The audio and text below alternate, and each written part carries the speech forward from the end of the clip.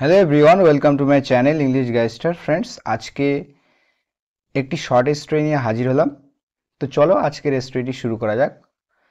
আকবর বীরবলের story এটা। তো এটাও কিন্তু একটা মজাদার স্টোরি, খুব ভালো লাগবে, শেষ পর্যন্ত দেখো। তো চলো শুরু করা যাক। The title of the story is the marriage of sea, অর্থাৎ সমুদ্রের বিবাহ। ওকে, ম্যারেজ মানে হচ্ছে বিবাহ, আর সি অফ সি অর্থাৎ সমুদ্রে। অফ এখানে বাংলায় আমরা র অথবা এর যে অর্থ করে থাকি, ঠিক আছে, সেটার কিন্তু আমরা ইংরেজিতে লিখি অফ। তো দ্য ম্যারেজ অফ সি অর্থাৎ সমুদ্রের বিয়ে। সমুদ্রের আবার বিয়ে হয় নাকি? তো দেখা যাক গল্পটা পড়ে। চলো। ওয়ান্স মানে হচ্ছে একবার বা একদা। আকবর বিকেম অ্যাংরি। আচ্ছা, বিকাম অ্যাংরি মানে হচ্ছে রেগে যাওয়া। ওকে, তো এখানে কিন্তু ভার্বের সেকেন্ড ফর্ম ইউজ হয়েছে ভি2। তো আকবর কিন্তু রেগে গিয়েছিল। আকবর রেগে গিয়েছিল উইথ বীরবল, বীরবলের সাথে রেগে গিয়েছিল, অর্থাৎ বীরবলের প্রতি আকবর রেগে গিয়েছিল। ফর সাম রিজন অর্থাৎ কিছু কারণের জন্য। ওকে, সাম রিজন কিছু কারণ, রিজন মানে হচ্ছে কারণ। তো কিছু কারণের জন্য বীরবলের সাথে কিন্তু সম্রাট আকবর রেগে গিয়েছিলেন। He asked Birbal to leave his court. আচ্ছা, আস্ক মানে জিজ্ঞাসা করা এবং আস্ক মানে কাউকে কিছু করতে বলা। এখানে কিন্তু আস্ক কাউকে কিছু করতে বলা অর্থে ইউজ করা হয়েছে। ওকে, তো হি আস্কড তিনি বললেন বীরবলকে, কি বললেন বীরবলকে? টু লিভ অর্থাৎ ত্যাগ করতে, পরিত্যাগ করতে। লিভ করা মানে ছেড়ে চলে যাওয়া, পরিত্যাগ করা। কি পরিত্যাগ করতে বললেন? হিজ কোর্ট, তার রাজদরবার, তার রাজদরবার তিনি ত্যাগ করতে বললেন। তিনি বীরবলকে তার রাজদরবার ত্যাগ করতে বললেন। Birbal went away. আচ্ছা, গো অ্যাওয়ে মানে হচ্ছে চলে যাওয়া, ঠিক আছে, গো অ্যাওয়ে মিন্স চলে যাওয়া। তো এখানে সেকেন্ড ফর্ম ইউজ করা হয়েছে, বীরবল চলে গেলেন কোয়াইটলি। কোয়াইটলি মানে হচ্ছে নিশ্চুপভাবে, শান্তভাবে, কোনো কিছু বলেনি, চুপচাপ চলে গেলেন। সাম ডেজ পাস্ট, তো কিছু দিন কিন্তু অতিক্রম হয়ে গেল। পাস মানে হচ্ছে অতিক্রম হয়ে যাওয়া, কেটে যাওয়া। ওকে, সাম ডেজ কিছু দিন, পাস্ট কেটে গেল, এটা হচ্ছে ভার্বের সেকেন্ড ফর্ম। তো কিছুদিন কেটে গেল অ্যান্ড এবং আকবর স্টার্টেড মিসিং বীরবল। তো আকবর কিন্তু মিস করতে শুরু করলো কাকে? বীরবলকে, অর্থাৎ বীরবলের কথা কিন্তু তার মনে পড়তে লাগলো। এখানে দেখো একটা কনসেপ্ট, স্টার্টেড হচ্ছে ভার্বের সেকেন্ড ফর্ম। তো স্টার্টের পরে কোনো ভার্ব যদি ইউজ হয় তাহলে সেটা কিন্তু জিরান ফর্মে লিখতে হয়, অর্থাৎ ভার্বের ING form.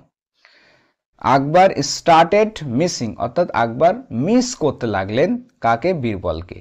He sent out a search party for him. আচ্ছা, সেন্ড আউট মানে হচ্ছে পাঠানো, প্রেরণ করা। তিনি পাঠালেন, সেকেন্ড ফর্ম এখানে ইউজ করা হয়েছে। আ সার্চ পার্টি অর্থাৎ অনুসন্ধানকারী একটা দল, অনুসন্ধান করার জন্য একটা দল পাঠালেন, একটা তল্লাশি দল পাঠালেন। Okay, party means group of people বলতে পারি। ওকে, ফর হিম তার জন্য। বাট টু নো অ্যাভেল, তো এই ফ্রেজটা মনে রাখবে, খুবই সুন্দর কিন্তু, ঠিক আছে। এটার অর্থ কি বলতো? এটার অর্থ হলো কোনো ফল হলো না, কোনো লাভ হলো না। বাট টু নো অ্যাভেল, কিন্তু কোনো ফল হলো না, কোনো লাভ হলো না। এটার আমরা সিনোনিম হিসাবে বলতে পারি but in when, in in VAIN। ওকে, তো আলাদা আলাদা লিখতে হবে। ইন ভেন, ইন ভেন মানেও কিন্তু কোনো কিছু ভেস্তে যাওয়া, ফল না হওয়া। Okay, vain, in vain, VAIN, vain, ঠিক আছে। ইন ভেন মানেও কোনো রকম কাজ না হওয়া, ফল না হওয়া, ব্যর্থ হওয়া। ওকে, কিন্তু কোনো ফল হলো না। আকবর নিউ, নো মানে হচ্ছে জানা, তার সেকেন্ড ফর্ম হচ্ছে নিউ। আকবর জানতো that Birbal could never resist challenges. তো বীরবল কখনোই কিন্তু প্রতিহত করা বা বলতে পারি তিনি পিছপা হন না, পিছপা হতে পারেন না চ্যালেঞ্জেস মানে চ্যালেঞ্জগুলোর প্রতি কিন্তু তিনি কখনো পিছপা হন না। তার সামনে চ্যালেঞ্জ আসলেই তিনি কিন্তু সেটা অ্যাকসেপ্ট করেন এবং সেটার সমাধান করেন। ঠিক আছে, সেটা চ্যালেঞ্জটা নিয়ে নেন। তো বীরবল কখনোই কিন্তু রেসিস্ট করেন না চ্যালেঞ্জের। ওকে, অর্থাৎ চ্যালেঞ্জ গ্রহণ করতে কখনোই কিন্তু পিছপা হন না বীরবল, এটা আকবর জানতেন। ওকে, হি ডিসাইডেড, ডিসাইড মানে সিদ্ধান্ত নেওয়া, তো তিনি সিদ্ধান্ত নিলেন, সেকেন্ড ফর্ম এখানে ইউজ হয়েছে, টু অ্যানাউন্স, ঘোষণা করতে, অ্যানাউন্স করা মানে প্রোক্লেম করা, ঘোষণা করা, ডিক্লেয়ার করা। আ কোশ্চেন, তিনি একটা কোশ্চেন অ্যানাউন্স করলেন, ঘোষণা করলেন, দ্যাট অনলি বীরবল, যে একমাত্র Birbal, would be able to answer, একমাত্র বীরবলই কিন্তু উত্তর দিতে সক্ষম হবে বা উত্তর দিতে পারবে। বি এবল টু, তারপরে ভার্বের বেস ফর্ম ইউজ হবে। এটার অর্থ হলো কোনো কিছু করতে সক্ষম হওয়া বা কোনো কিছু করতে পারা।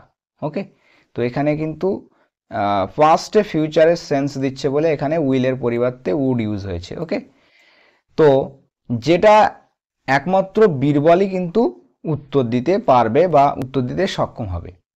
নেক্সট ডে, পরের দিন, he sent out a proposal, তো পরের দিন তিনি পাঠালেন একটা প্রপোজাল, প্রস্তাব। Okay, to all the neighbouring kings, অর্থাৎ নেবারিং কিংস বলতে প্রতিবেশী রাজাদের, টু কাছে, তো তো সমস্ত প্রতিবেশী রাজাদের কাছে তিনি একটা প্রপোজাল পেশ করলেন, পাঠালেন, দ্যাট হি ওয়ান্টেড টু, যে তিনি চান, ওয়ান্টেড টু কি করতে চান, তো that he wanted to get the sea of his kingdom married. আচ্ছা, গেট ম্যারিড মানে হচ্ছে কাউকে বিবাহ দেওয়া বা বিবাহ করা। ওকে, দুটো অর্থেই কিন্তু ইউজ হয়ে থাকে। তো তিনি চেয়েছিলেন কি করতে, তার রাজ্যের সমুদ্রকে বিয়ে দিতে।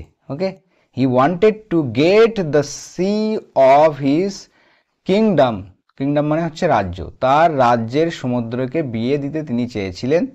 সো সুতরাং they should send the rivers of their kingdoms to him, তো তাদের পাঠাতে হবে বা পাঠানো উচিত কি, রিভার্স নদীদেরকে, অফ দেয়ার কিংডম তাদের রাজ্যের, টু হিম তার কাছে। অর্থাৎ সম্রাট আকবর তার রাজ্যের সমুদ্রকে অন্য রাজ্যের নদীর সাথে বিবাহ দিতে চেয়েছিলেন।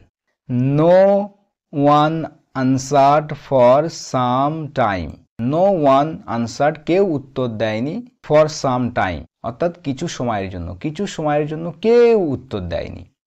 দেন আ রিপ্লাই কেম, তারপর একটা উত্তর আসলো, রিপ্লাই মিন্স উত্তর, কাম এর সেকেন্ড ফর্ম হচ্ছে কেম, তো একটা উত্তর আসলো কোথা থেকে, from one of the kings, অর্থাৎ একটা রাজার থেকে।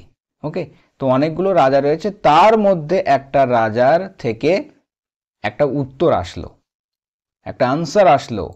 ইট রেড বলতে যে উত্তরটা এলো চিঠিতে, সেই চিঠিতে লেখা রয়েছে, কিভাবে লেখা রয়েছে দেখো, we are ready to send our rivers, we are ready আমরা প্রস্তুত, টু সেন্ড আওয়ার রিভার্স পাঠাতে আমাদের নদীগুলোকে, আমরা আমাদের নদীগুলোতে পাঠাতে প্রস্তুত, ফর দ্য ম্যারেজ বিবাহের জন্য, বাট কিন্তু, ask the wells of your kingdom, কিন্তু বলুন, এখানে আস্ক অর্থ বলা অর্থে ইউজ হয়েছে, কাউকে কোনো কিছু করতে বলা, তো বলুন আপনার রাজ্যের কুয়ো বা জলাশয়গুলিকে, ওয়েলস মানে হচ্ছে কুয়ো বা জলাশয়, দুটো অর্থেই কিন্তু ইউজ হয়ে থাকে, তো আপনার রাজ্যের জলাশয় বা কুয়োকে বলুন, টু কাম হাফ, আসতে অর্ধেক, কি অর্ধেক আসতে, হাফ ওয়ে অর্থাৎ অর্ধেক রাস্তায়, তো আপনার রাজ্যের কুয়োকে বলুন অর্ধেক রাস্তায় আসতে, টু রিসিভ দেম তাদেরকে রিসিভ করতে, অর্থাৎ সেই সমস্ত নদীদেরকে রিসিভ বা গ্রহণ করতে। Okay, Akbar at once understood, তো আকবর কিন্তু তক্ষণি, অ্যাট ওয়ান্স মিন্স তক্ষণি, সেই মুহূর্তেই আকবর বুঝতে পারলেন, আন্ডারস্ট্যান্ডের সেকেন্ড ফর্ম হচ্ছে আন্ডারস্টুড, সেই মুহূর্তে আকবর বুঝতে পারলেন, ড্যাট যে, this reply could have only been sent by Birbal, যে এই উত্তরটি could have only been said, only মানে কেবলমাত্র, তো কেবলমাত্র এই উত্তরটা পাঠানো হয়ে থাকবে বাই বীরবল, বীরবলের দ্বারা, কেবল এই উত্তরটি বীরবলের দ্বারাই পাঠানো হয়ে থাকবে। ওকে, তো এখানে কিন্তু প্যাসিভ ভয়েস ইউজ করা হয়েছে, যে could have only been sent, sent এখানে ভার্বের থার্ড ফর্ম। ওকে, তো কেবল পাঠানো হয়ে থাকবে এই উত্তরটি বীরবলের দ্বারাই। সো সুতরাং হি সেন্ট, তিনি পাঠালেন, সেন্ডের second form sent, his envoy, envoy মানে হচ্ছে রাষ্ট্রদূত, ওকে, মেসেঞ্জার, তিনি তার এনভয় বা মেসেঞ্জারকে পাঠালেন কোথায়, টু ব্রিং হিম ব্যাক, আচ্ছা ব্রিং ব্যাক মানে হচ্ছে ফিরিয়ে আনা, তো তাকে ফিরিয়ে আনতে, ওকে, তো বীরবলকে ফিরিয়ে আনতে তিনি রাষ্ট্রদূতকে পাঠিয়েছিলেন। তারপরে ফ্রেন্ডস, এই ছিল মূলত আজকে শর্ট স্টোরি, খুবই ভালো লাগলো নিশ্চয়ই তোমাদের। তো পরবর্তীতে আবার এরকম কোনো স্টোরি নিয়ে দেখা হচ্ছে, ততক্ষণের জন্য ভালো থাকবে, সুস্থ থাকবে আর প্র্যাকটিস করতে থাকো। Thanks for watching this video.